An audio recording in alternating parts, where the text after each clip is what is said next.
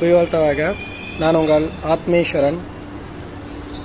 ஒரு நண்பர் என்கிட்ட சொன்னார், தினமும் விளக்கேற்றி நீங்கள் சாமி கும்பிட்டா அதை ஆன்மீகம்னு சொல்கிறீங்க, ஆனால் அது என்னால் பண்ண முடியல, விளக்கேற்றுறதுக்கு 1000 தடசம் வருது, அப்போ தான் ஃபோன் கால்லாம் வருது, நிறைய தொந்தரவு வருதுன்னாரு. நான் அவர்கிட்ட கேட்டேன், சரிங்க நீங்கள் போன மாதம் கிட்டத்தட்ட ஒரு 9 வாரம் சனிக்கிழமை போய் நவகிரகத்துக்கு விளக்கு போட்டிங்களா, எப்படி போட்டிங்கன்னு கேட்டேன். அதுக்கு அவர் சொன்னார், இல்லை ஒரு ஜோஷியர் சொன்னார், நவகிரக தோஷம் இருந்ததுன்னு சொன்னார், அதனால் போய் போட்டேன்.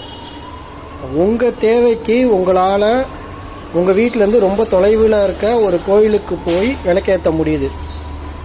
ஆனால் வீட்டில் தினமும் விளக்கேற்றி ஒரு 108 தடவை சாமி பேர் சொல்ல முடியலையா அப்படின்னு கேட்டேன். அதுக்கு ஒரு பதில் சொல்லலை. ஸோ இதுலேருந்து நமக்கு என்ன தெரியுது அப்படின்னா, இறைவனை வணங்குவதிலும் ஆன்மீகத்துக்கு வருவதிலும் தடசம் அடுத்தவங்க உருவாக்குறதில்ல, நம்ம தான் உருவாக்குறோன்னு தெரியுது. இந்த தடசத்தெல்லாம் உடைச்சிட்டு எல்லோரும் வெளியில் வருவோம். ஆனந்தம், ஆத்மானந்தம்.